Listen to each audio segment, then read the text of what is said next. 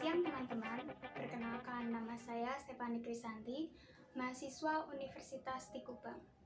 Saya dari kelas pagi akuntansi F1 dengan NIM 2005520115 dengan dosen pengampu Bapak Arif. Hari ini saya ingin menyampaikan sebuah materi tentang 5 dimensi bisnis dalam etika bisnis. Bagi teman-teman yang ingin belajar lebih lagi, yuk simak video ini selengkapnya. Dan jangan lupa ya untuk like dan subscribe. Oke, sebelum kita mulai membahas materi ini, kita harus tahu dulu nih, apa sih arti etika bisnis itu? Jadi, etika bisnis adalah sebuah cara atau aturan yang tidak tertulis untuk menjalankan sebuah bisnis. Sehingga bisnis yang dijalankan bersifat adil dan sesuai dengan aturan hukum. Jadi teman-teman yang menjalankan bisnis, kita juga harus tahu nih etika dan aturan-aturannya, sehingga tidak menyebabkan kerugian bagi pihak-pihak yang terlibat dalam bisnis tersebut. Oke, selanjutnya mari kita simak apa saja 5 dimensi bisnis dalam etika bisnis. Yang pertama, yaitu dimensi ekonomi. Yang namanya bisnis pasti erat kaitannya dengan dimensi ini. Jadi, menurut sudut pandang ekonomi, bisnis adalah suatu kegiatan produktif dengan tujuan untuk memperoleh keuntungan. Biasanya, para akuntan merumuskan, keuntungan merupakan hasil pengurangan dari penjualan atau revenue dengan harga pokok penjualan atau cost of goods sold yang ditambahkan dengan beban atau expenses. Nah, di sini peran HPP dan beban itu sebagai harta yang dikorbankan atau dimanfaatkan untuk menciptakan penjualan pada periode tertentu. Sehingga sering disebut juga dengan expired cost of assets. Sedangkan keuntungan yang diperoleh berperan sebagai sumber daya ekonomis yang masih memiliki manfaat untuk menciptakan penjualan lain di periode yang akan datang, sehingga sering disebut juga dengan unexpired cost. Jadi, menurut rumus yang disimpulkan oleh para akuntan ini, menunjukkan bahwa suatu bisnis dijalankan dengan tujuan untuk memperoleh pendapatan. Selanjutnya, kita juga perlu tahu nih, apa saja sih faktor-faktor produksi yang dapat mempengaruhi sebuah bisnis? Di antaranya ada land atau tanah, lalu ada labor atau tenaga kerja, ada capital atau modal, dan ada juga entrepreneur atau wirausahawan. Nah, di setiap faktor-faktor produksi tersebut, masing-masing memperoleh pendapatan juga atas kepemilikannya. Misalnya, land mendapatkan pendapatannya dari sewa tanah.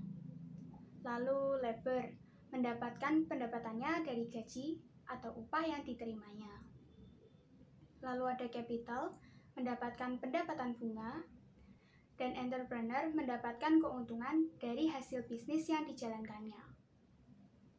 Dalam hal bisnis, boleh saja jika pengusaha ingin mendapatkan keuntungan yang sebesar-besarnya, atau lebih dikenal dengan keuntungan yang optimal.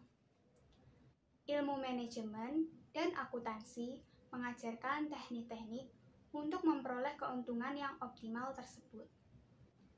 Teknik-teknik tersebut pada intinya mengajarkan untuk meningkatkan penjualan secara maksimal, namun pada waktu yang sama dapat menekan HPP dan beban di tingkat minimum. Sehingga dalam hal ini dapat disimpulkan bahwa suatu perusahaan dianggap efisien berdasarkan keuntungan yang diperoleh. Selanjutnya, kita masuk ke bagian dimensi etis. Jika dalam dimensi ekonomi membahas tentang cara memperoleh keuntungan, tetapi bagaimana dengan dimensi etis? Jika kita membahas dimensi ini, kita akan menemukan banyak pendapat, baik pendapat pro maupun pendapat yang kontra. Karena pemahaman setiap individu tentang etis tidaknya suatu tindakan pasti berbeda-beda. Maka dalam dimensi ini, kita perlu melihat acuan pokoknya agar dapat lebih memahami. Nah, di sini kita dapat melihat ada dua acuan pokok untuk menjelaskan dimensi etis. Yang pertama, yaitu definisi etika. Etika adalah tinjauan kritis tentang baik tidaknya suatu perilaku atau tindakan. Nah, acuan pokok yang kedua adalah ukuran penilaian menggunakan 3 tingkat kesadaran. 3 tingkat kesadaran ini pun juga tergantung dengan masing-masing individu yang meyakininya. Nah, apa saja sih tingkat kesadaran itu? Yang pertama, ada kesadaran hewani. Ini diambil dari teori egoisme, yang menyatakan bahwa suatu tindakan dianggap etis apabila dapat menguntungkan individu atau diri sendiri. Jika tindakan tersebut dapat merugikan individu, maka tindakan tersebut dianggap tidak etis. Lalu yang kedua ada kesadaran manusia. Ini diambil dari teori utilitarianisme, di mana suatu tindakan yang mendatangkan manfaat bagi individu, masyarakat, dan alam sekitar dianggap suatu tindakan yang etis. Dan apabila dapat merugikan pihak-pihak tersebut, maka tindakan tersebut dianggap tidak etis. Dan yang ketiga adalah kesadaran spiritual atau transcendental. Ini diambil dari teori teonom, di mana suatu tindakan dinilai etis apabila bermanfaat bagi individu, masyarakat, dan alam sekitar yang disesuaikan dengan ajaran atau perintah-perintah agama. Jadi, menurut sudut pandang etis, kegiatan bisnis adalah suatu tindakan produktif, kegiatan yang menghasilkan, dan kegiatan mendistribusikan barang dan jasa untuk kebutuhan umat manusia. Lalu, mengapa kegiatan bisnis ini dianggap etis? Karena dalam ajaran agama pun diajarkan untuk memperoleh kebahagiaan duniawi maupun surgawi. Ini juga akan dibahas nanti dalam dimensi spiritual ya. Nah, karena ada konsep kebahagiaan duniawi juga, maka yang berhubungan dengan dunia pasti adalah kebutuhan jasmani kita. Jadi, kegiatan bisnis ini bertujuan juga untuk membantu manusia dalam hal mencari nafkah, yang nantinya dapat digunakan untuk memenuhi kebutuhan jasmani atau dunia. Maka, kegiatan bisnis ini dianggap etis dan sejalan sesuai dengan perintah agama. Tetapi ada juga pihak-pihak yang menganggap kegiatan bisnis ini kurang etis, karena bisa saja dalam praktiknya terjadi ketidakadilan dalam pembagian keuntungan, dan bisa berdampak juga pada kerusakan lingkungan alam. Contohnya, dalam kegiatan bisnis sehari-hari terjadi pembagian untungan yang tidak seimbang antara pihak yang mengelola dan antara pihak yang menjadi pegawai, sehingga ada pegawai yang merasa dirugikan. Maka dari itu, sebagai wirausahawan, kita juga harus memikirkan kesejahteraan para pegawai atau staf yang bekerja bersama agar nantinya tidak ada pihak yang merasa dirugikan. Yang ketiga, ada dimensi hukum. Hukum berkaitan dengan aturan atau konstitusi, di mana jika ada pihak yang melanggar hukum yang ditetapkan oleh negara, maka akan dikenai sanksi hukum. Sanksi hukum bisa berupa pembayaran denda, ganti rugi, atau yang paling berat adalah kurungan penjara atau hukuman mati. Sedangkan jika bentuk pelanggarannya dalam hal etika, sanksi yang dikenakan akan lebih ringan daripada sanksi hukum, yaitu berupa surat peringatan, membayar denda, dan yang paling berat adalah dikeluarkan dari suatu organisasi profesi. Menurut The Church, ada dua macam pandangan tentang status perusahaan. Yang pertama, adalah legal creator.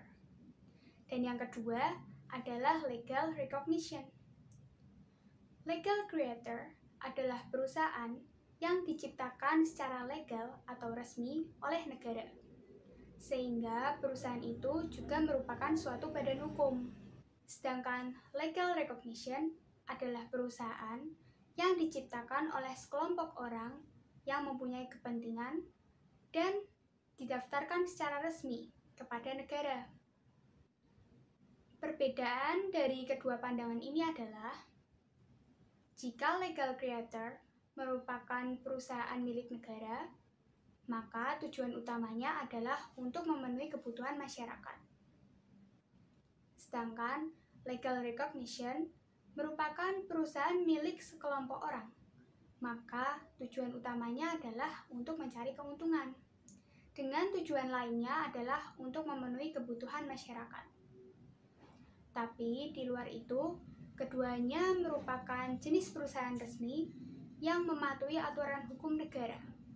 Dalam hukum ada banyak hal yang berkaitan dengan etika atau moralitas. Tapi ada juga hukum yang tidak ada kaitannya dengan moralitas, seperti undang-undang lalu lintas. Dalam peraturan lalu lintas di Indonesia, kendaraan wajib berjalan di sisi kiri jalan.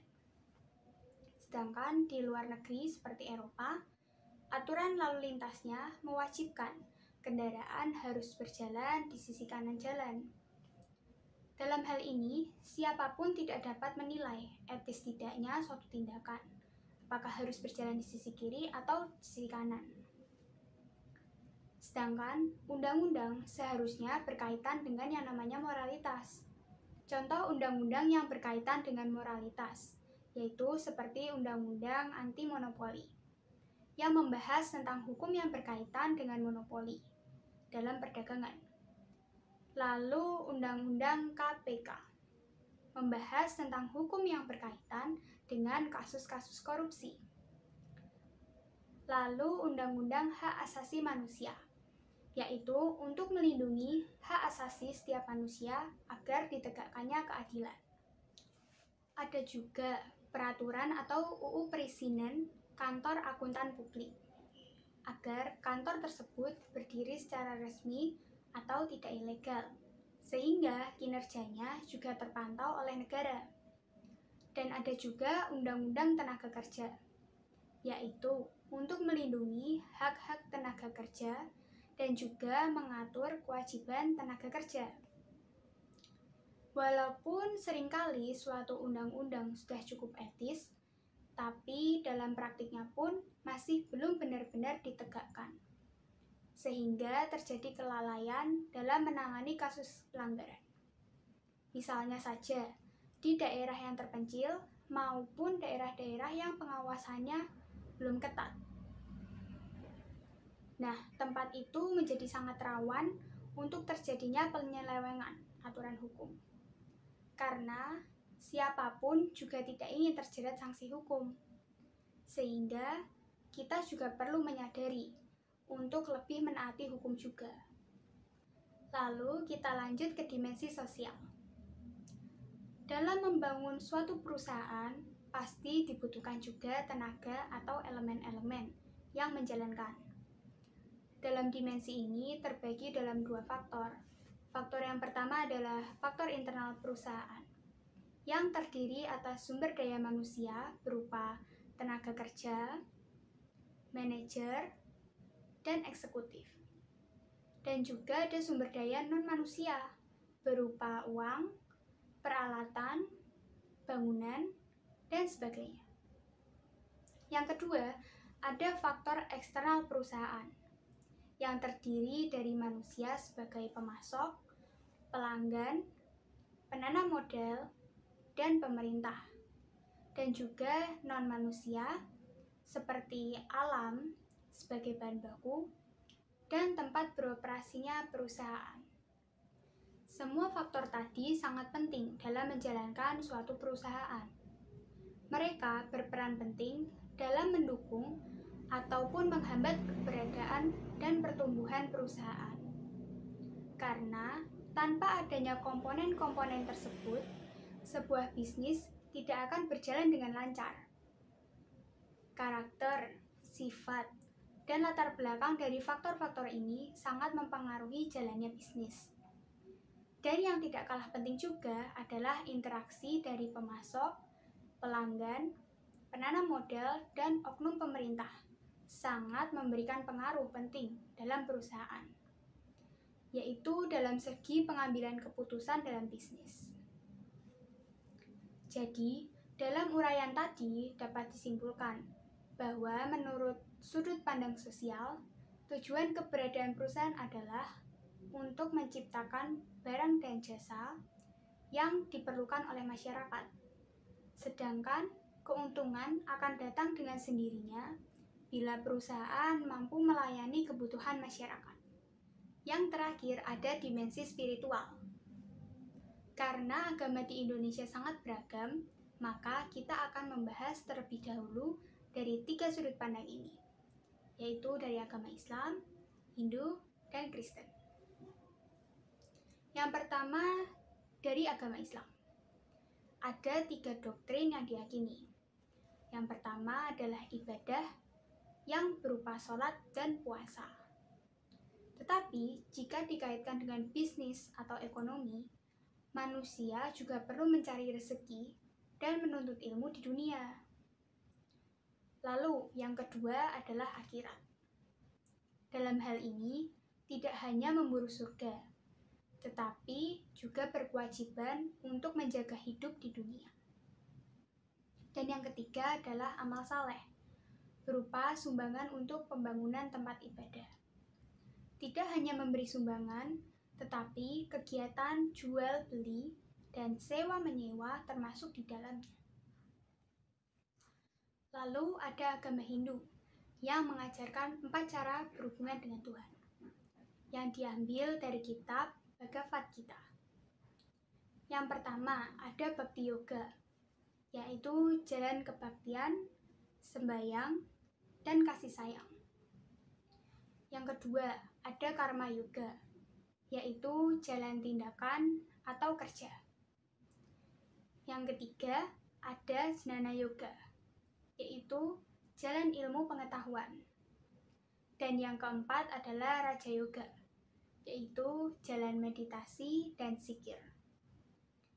Dalam kitab ini terdapat kutipan yang membahas mengenai karma yoga atau tindakan kerja yang berbunyi, orang tidak akan mencapai kebebasan karena diam tidak bekerja.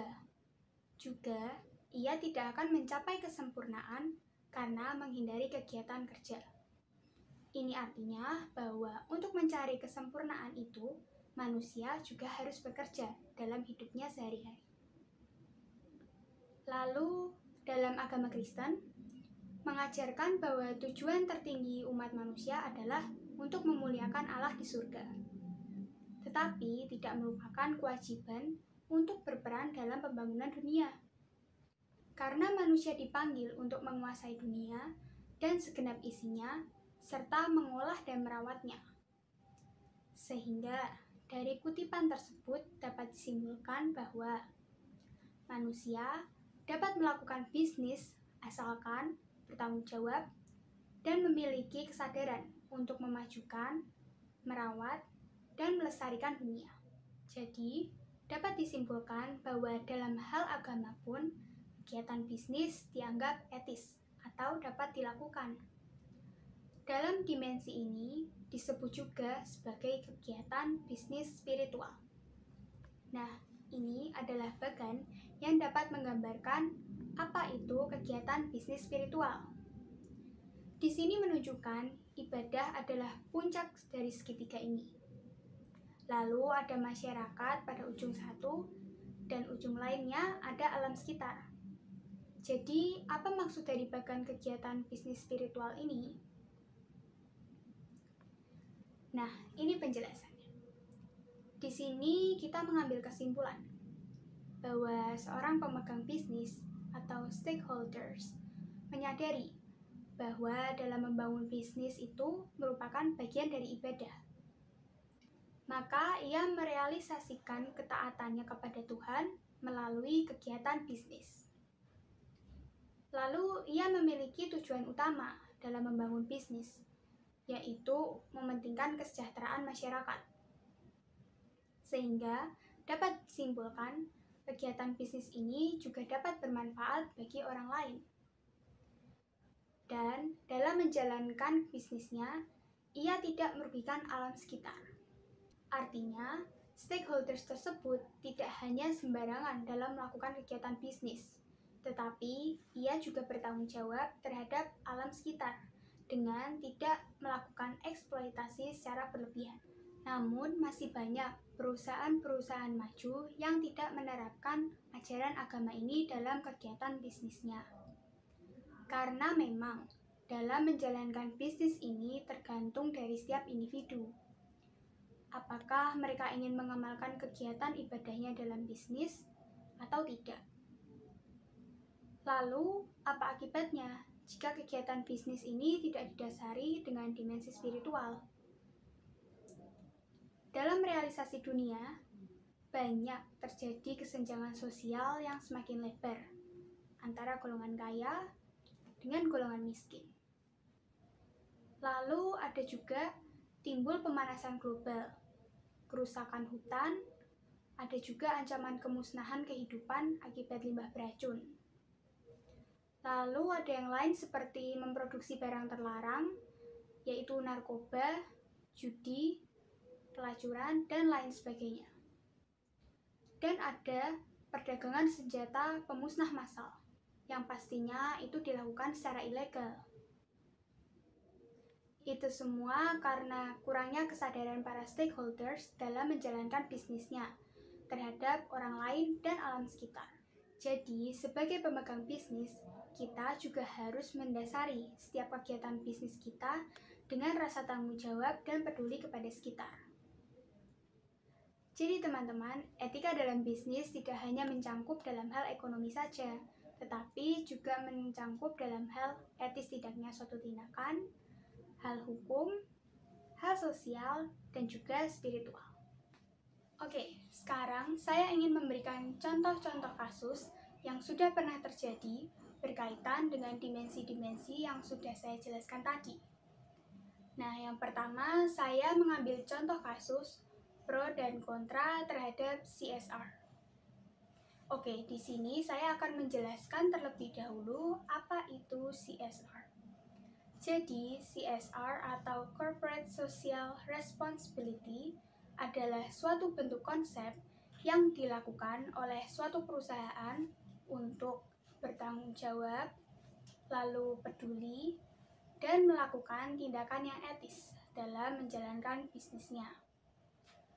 Yang dimaksud dengan tanggung jawab di sini adalah mempedulikan sesama, alam sekitar, dan bumi kita juga. Nah, mengapa konsep CSR ini bisa muncul? Nah, semua itu berawal dari adanya isu pemanasan global. Penipisan lapisan ozon, lalu ada kerusakan lokasi di sekitar areal pertambangan, ada juga pencemaran air akibat limbah beracun, lalu ada pencemaran udara, dan sebagainya. Nah, itu merupakan akibat negatif yang muncul dari aktivitas bisnis yang hanya berorientasi pada keuntungan semata tanpa mempedulikan sekitar, baik masyarakat maupun bumi ini. Sehingga dengan bermunculannya akibat-akibat tersebut, maka konsep ini pun dicetuskan. Dalam hal ini sebenarnya masih banyak pihak-pihak yang menentang implementasi CSR, walaupun telah banyak juga pelaku-pelaku bisnis yang menyadari akan pentingnya pelaksanaan program CSR ini. Proses lahirnya Undang-Undang Perseroan Terbatas di Indonesia yang berada dalam salah satu pasalnya yaitu pasal 74 yang mewajibkan perusahaan untuk menjalankan tanggung jawab sosial dan lingkungan. Tetapi pada kenyataannya banyak menimbulkan pro dan kontra, sehingga menandakan bahwa belum banyak pelaku bisnis, khususnya di Indonesia, yang mendukung program CSR ini. Realisasinya adalah kasus lumpur lapindo berantas di Sidoarjo. Lalu ada juga kasus Freeport di Papua, kerusakan hutan, lumpuhnya Bandara Internasional Soekarno-Hatta, dan akses ke jalan tol ke bandara akibat banjir. Itu semua karena mereka tidak peduli dengan lingkungan sosial dan alam sekitar. Kasus ini tidak hanya terjadi di Indonesia saja, tetapi ini hampir terjadi di semua negara, terutama negara-negara maju. Pada akhir tahun 2007, diadakan konferensi tentang pemanasan global di Bali, yang dihadiri oleh hampir semua negara di dunia. Pada awalnya, semua negara menyadari dan sepakat bahwa pemanasan global ini terjadi karena kelalaian manusia dan masyarakat bisnis yang tidak menjaga kelestarian alam. Tapi setelah membahas tentang solusi atau cara untuk mengatasi pemanasan global ini, banyak negara-negara yang menentang atau tidak setuju dengan pendapat ini, khususnya negara-negara maju. Mengapa bisa demikian? Tentu karena jika kita membahas tentang program CSR ini, pasti ada konsekuensi atau biaya yang harus dikumpulkan untuk menanggulangi kerusakan lingkungan tersebut. Nah, akhirnya muncul kembali egoisme negara atau egoisme kelompok usahawan besar yang kurang menyadari betapa pentingnya tindakan tersebut. Ada seorang tokoh bernama Sonny Keraf menganalisis dan mengelompokkan alasan-alasan menentang CSR ini. Nah, yang pertama, karena perusahaan adalah sebuah lembaga ekonomi yang tujuan pokoknya adalah untuk mencari keuntungan, bukan merupakan lembaga sosial. Lalu, perhatian manajemen perusahaan akan terpecah dan akan membingungkan mereka jika perusahaan dibebani dengan banyak tujuan. Lalu yang ketiga, biaya kegiatan sosial akan meningkatkan biaya produk yang akan ditambahkan ke harga produk, sehingga pada gilirannya akan merugikan masyarakat atau konsumen itu sendiri. Dan tidak semua perusahaan mempunyai tenaga yang terampil dalam menjalankan kegiatan sosial ini. Sementara itu, ada juga alasan-alasan yang mendukung program CSR ini. Yang pertama, karena adanya kesadaran yang meningkat dan masyarakat yang semakin kritis terhadap dampak negatif dari tindakan perusahaan yang merusak alam semesta serta merugikan masyarakat sekitarnya. Lalu yang kedua, karena terbatasnya sumber daya alam. Yang ketiga, untuk menciptakan lingkungan sosial yang lebih baik. Lalu perimbangan yang lebih adil dalam memikul tanggung jawab dan kekuasaan dalam memikul beban sosial dan lingkungan antara pemerintah, perusahaan, dan masyarakat. Dengan melaksanakan program ini juga dapat menciptakan keuntungan jangka panjang karena kegiatan usaha akan terus berlangsung. Juga bisnis sebenarnya mempunyai sumber daya yang berguna. Maka inilah mengapa dimensi etis menjadi sulit direalisasikan dalam kegiatan berbisnis saat ini. Lalu ada kasus yang kedua, yaitu kasus Bulog, implementasi ekonomi Pancasila. Bulog merupakan singkatan dari Badan Urusan Logistik. Badan ini lahir pada era Orde Baru pada masa pemerintahan Soeharto. Pembentukan badan tersebut awalnya bertujuan untuk mengatur pengadaan dan distribusi barang-barang yang menjadi kebutuhan pokok rakyat, terutama dalam beras.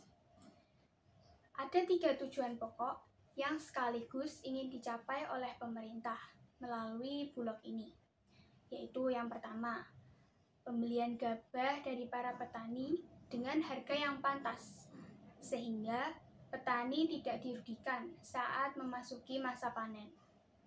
Lalu yang kedua, menyalurkan kelebihan produksi beras dari petani ke daerah-daerah yang masih mengalami defisit produksi beras. Dan yang ketiga, yaitu melakukan impor beras dan barang-barang kebutuhan pokok lainnya bila diperlukan, misalnya saat terjadi masa paceklik, dan menyalurkannya kepada masyarakat melalui operasi pasar. Sebagaimana diketahui, saat itu Presiden Soeharto sangat peduli terhadap nasib rakyat kecil yang sebagian besar mata pencahariannya adalah sebagai petani. Namun, mengingat pola produksi beras yang bersifat musiman, seringkali petani dirugikan oleh jatuhnya harga gabah sampai pada tingkat yang sangat tidak wajar pada saat menjelang panen raya. Kejatuhan harga tersebut disebabkan oleh dua hal, yaitu persediaan atau supply yang mendadak besar saat panen menyebabkan harga gabah turun. Ini sesuai dengan hukum permintaan dan penawaran. Dan karena adanya permainan dari para tengkulak bermodal besar yang mampu mempermainkan harga, sehingga petani sebagai produsen beras selalu saja dirugikan. Mengingat sebagian besar makanan pokok orang Indonesia adalah beras, maka untuk memotivasi para petani di Indonesia dan untuk mencanangkan swasembada pangan, maka Bulog ini diinstruksikan oleh pemerintah untuk membeli gabah petani pada saat panen raya dengan harga yang pantas, sehingga penghasilan petani dapat tercukupi untuk hidup yang layak. Lalu, untuk menekan harga beras di daerah-daerah yang mengalami defisit beras, Bulog ini bertugas untuk menyalurkan beras yang dibeli dari petani di daerah yang mengalami surplus beras ke daerah yang mengalami defisit beras, dengan memberikan patokan harga yang tidak terlalu tinggi, sehingga rakyat-rakyat di daerah yang mengalami defisit beras tersebut mampu membeli beras untuk memenuhi kebutuhan hidupnya. Bila perlu, saat cadangan menipis, terutama di masa paceklik, Bulog akan mengimpor beras dan dijualkan kepada rakyat dengan harga yang terjangkau, termasuk kepada para petani yang kehabisan persediaan berasnya. Dalam kurun waktu yang cukup lama pun, akhirnya bangsa Indonesia dapat menjadi swasembada beras dan bahkan menjadi produsen pengekspor beras. Selain itu, stok beras di Indonesia juga relatif stabil, sehingga akhirnya para petani beras juga dapat menikmati keuntungan dari hasil produksinya. Sementara rakyat Indonesia sebagai konsumen tidak merasa dirugikan. Namun belakangan fungsi Bulog ini mulai melenceng dari perannya. Bukan hanya tidak lagi dirasakan oleh rakyat, tetapi justru telah merugikan rakyat. Beberapa faktanya yaitu adanya perubahan bentuk hukum Bulog dari lembaga pemerintahan yang murni bersifat sosial menjadi perusahaan umum.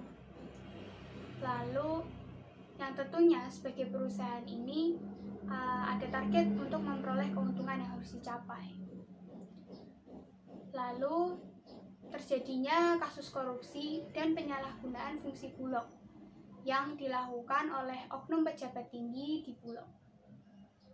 Ini juga menimbulkan bergesernya fungsi Bulog yang awalnya sebagai pengendali stok dan harga beras itu dikhususkan untuk kehidupan para petani dan konsumen yang berada di golongan menengah ke bawah.